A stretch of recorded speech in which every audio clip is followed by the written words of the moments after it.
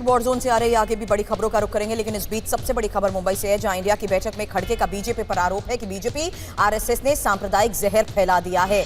Agencies पर पूरा नियंत्रण सरकार रखना चाहती है और हमारे सांसदों को भी अब निलंबित किया गया है। हमारी मौजूदगी से सरकार घबरा रही है। और सीधे मुंबई की ही ये तस्वीरें आपको दिखा रहे हैं, जहां आज दूसरा और महत्वपूर्ण दिन है। किस तरीके से इस अलायंस को लेकर ये बड़ी बैठक जारी है। वहीं इस बीच इंडिया की बैठक में खड़गे का बीजेपी पर जिस तरीके से आरोप है और खड़गे की तरफ से बीजेपी और आरएसएस पर सांप्रदायिक जहर फैलाने की जो बात कही जा रही है, इस बारे में और अपडेट के साथ हमारे सहयोगी कुमार विक्रांत हमें ज्वाइन कर चुके हैं। कुमार विक्रांत से इसके बारे में बातचीत करें। सीधी तस्वीरें तो लगातार अंदर से आ रही हैं, लेकिन उससे पहले आपको बता दें कि ये बार बार दोहराया जा रहा है कि इसी अलायंस का नतीजा है कि उनकी मौजूदगी से अब सरकार घबराती जा रही है और हमारे सांसदों को भी निलंबित किया जा रहा है और साथ ही एजेंसीज पर पूरा नियंत्रण सरकार चाहती है। कुमार विक्रांत इस वक्त हमारे साथ जुड़ चुके हैं। विक्रांत, क्या खबर इस बैठक के बारे में और साथ ही खड़गे की तरफ से अब क्या सवाल उठाए गए?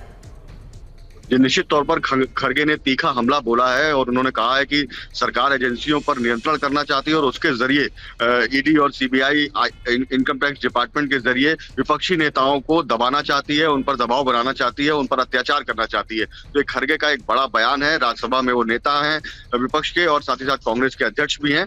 और जहां तक इस बैठक की बात है तो कुछ चिंताएं भी हैं, जैसे लोगो जो जारी होना था, कहा गया पहले दिन जारी होगा, फिर कहा गया दूसरे दिन जारी होगा और अब तक लोगो जारी नहीं हो पाया है क्योंकि उस पर सहमति नहीं बन पाई है। सीट बंटवारे पर शुरुआत होगी बातचीत की, एक कॉमन मिनिमम कमेटी बनेगी, लेकिन सीट बंटवारे को लेकर के कई दिलचस्प एंगल सामने आए हैं, जैसे कि आम आदमी पार्टी है या समाजवादी पार्टी है, वो अपने राज्यों के बाहर भी सीटें चाहते हैं। जैसे आम आदमी पार्टी हरियाणा में और गुजरात में सीटें चाहती है, मध्य प्रदेश में समाजवादी पार्टी सीटें चाहती है। तो काफी अभी मुश्किलें हैं टीम इंडिया गठबंधन के सामने, जिनसे चुनौती पानी होगी उसको। लेकिन अभी बैठक चल रही है, कुछ देर बाद 3:30 बजे प्रेस कॉन्फ्रेंस होगी, तब जो ऑफिस आधिकारिक तौर पर तय हुआ है वो सामने आएगा। लेकिन चेयरपर्सन और संयोजक कौन होगा ये भी अब तक तय नहीं हो पाया, इसकी घोषणा भी होने की उम्मीद कम ही है। हालांकि यही उम्मीद की जा रही थी कुमार विक्रांत कि मुंबई की इस महत्वपूर्ण बैठक के बाद तमाम सवालों के जवाब मिल जाएंगे और ये वो सवाल है जिनका आपने जिक्र किया, जिसके जरिए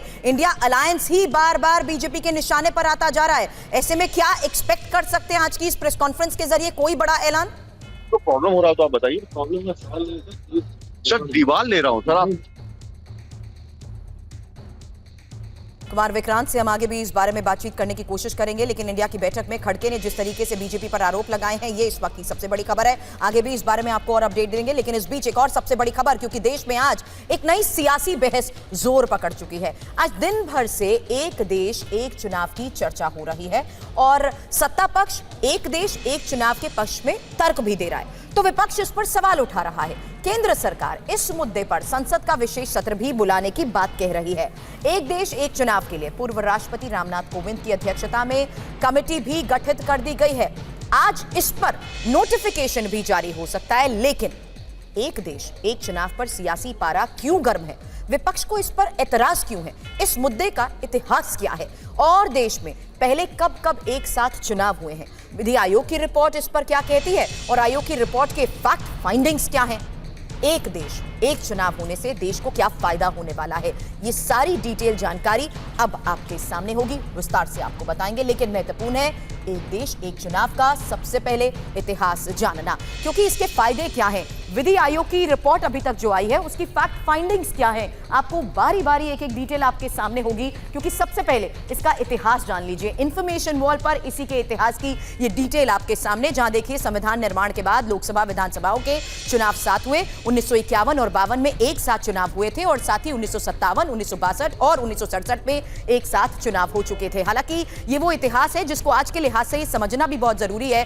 क्योंकि विधि आयोग ने इसको लेकर जब रिपोर्ट जारी की है तो उसके कुछ फैक्टर फाइंडिंग्स अब आपके सामने हैं। 2018 में विधि आयोग की ये रिपोर्ट सामने आई थी, जहां लोकसभा और विधानसभाओं के चुनाव एक साथ कराने की सिफारिश भी की गई थी और एक साल के अंदर होने वाले उपचुनाव भी एक साथ होने की बात कही गई थी। लेकिन एक देश एक चुनाव से फायदा होगा क्या, ये भी समझ लीजिए, क्योंकि चुनावी खर्च में ऐसे में कमी आएगी, लगातार चुनावी मौसम से भी बचा जा सकेगा और यहां तक कि प्रशासनिक और आर्थिक और सामाजिक विकास को भी और ज्यादा आसानी से बढ़ावा मिल सकेगा। हालांकि सुरक्षा बल चुनाव कराने की बजाय सुरक्षा पर ज्यादा फोकस कर सकेंगे। ये वो फायदे हैं, ये वो तर्क हैं जो इस पूरे मुद्दे पर सामने आते हैं। लेकिन चुनौतियां क्या हैं और कितनी हैं? राजनीतिक दलों के बीच सहमति बनाना टेढ़ी खीर के बराबर है और यह महत्वपूर्ण है कि किस तरीके से संविधान संशोधन भी करना पड़ेगा। साथ ही कम से कम 5 अनुच्छेदों में भी संशोधन की बात इसमें कही जा रही है। वहीं representation of the People's Act 1951 में संशोधन भी जरूरी माना जा रहा है। आज जिस तरीके से इस पूरे मुद्दे पर चर्चा की जा रही है और पिछले कई घंटों से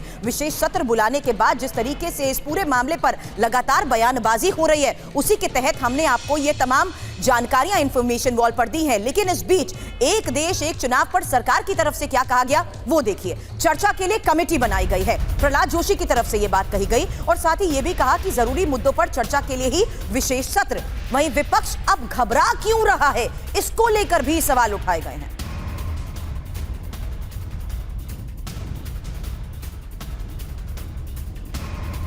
और संसदीय कार्य मंत्री प्रहलाद जोशी की तरफ से क्या कहा गया, सुनिए। भारत के कई प्रदेशों में democracy 12th century, 11th century, 8th century से डेमोक्रेसी है। ये डेमोक्रेसी भारत में एक एवोल्यूशन है। ये एवोल्यूशन में अभी नया नया जो विषय आता है देश के हित में, उसका तो चर्चा तो करना चाहिए। तो चर्चा करने के लिए कमेटी रचा दिया गया है। तो इसका अर्थ ये नहीं है कि कल से ही हो जाएगा, इसे तो हमने थोड़ी कहा है। विशेष सत्र में जो एजेंडा है आपसे ज़रूर मैं इधर ही रहता हूँ, 2-3 दिन में फाइनल, 3-4 दिन में जब फाइनल होता है मैं आपसे चर्चा ज़रूर करूँगा। इम्पोर्टेंट आइटम है, इसीलिए हमने बुलाया है। पहले ऐसे जहाँ तक मैं जानता हूँ पहले 63, 67 तक, शायद 67 तक लोकसभा और विधानसभा एक साथ ही चुनाव होता था। उससे देश में एक डेवलपमेंट के लिए एक अच्छा माहौल रहता था। क्योंकि आज देखिए, जब भी भारत में एक सरकार लोकसभा में मीन सेंट्रल में चुन के आते हैं, उसके बाद सारे 5 वर्ष कहीं ना कहीं चुनाव चलता रहता है। इसीलिए डिसीजन मेकिंग प्रोसेस में भी कई प्रॉब्लम होता है। इसलिए ये तो एक विचार है, एक विमर्शा तो होना चाहिए। संसदीय कार्य मंत्री की बात आपने सुनी, लेकिन जेडीयू नेता केसी त्यागी और कांग्रेस नेता पृथ्वीराज चौहान की तरफ से क्या कहा गया, सुनिए। इंडिया की मीटिंग, उसके निर्णय, उसके कलेक्टिव डिसीजंस को लेकर के सरकार और भाजपा भयभीत है। ये तीसरी मीटिंग है और आश्चर्यजनक तरीके से कमेटी का गठन किया गया है।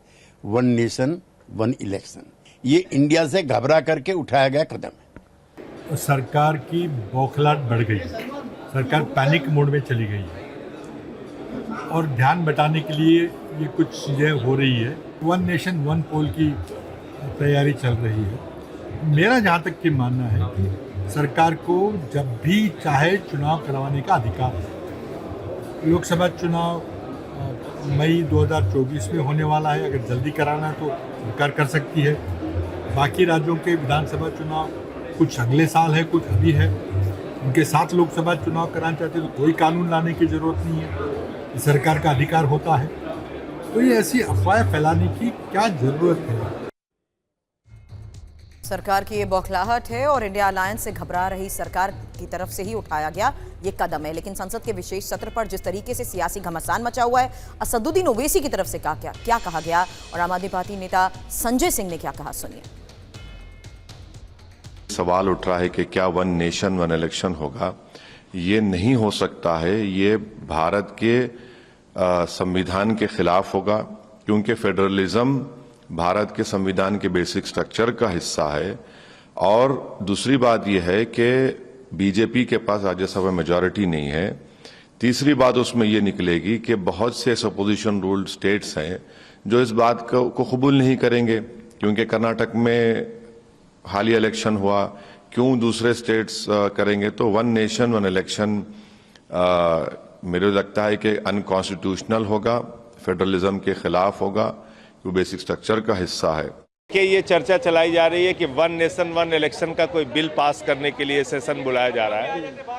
निश्चित रूप से ये एक मोदी जी की घबराहट साफ तौर पे दिखाई पड़ रही है। 3 राज्यों के चुनाव बीजेपी हारने जा रही है, जिससे ये 1 नेशन 1 इलेक्शन की बात कर रहे हैं।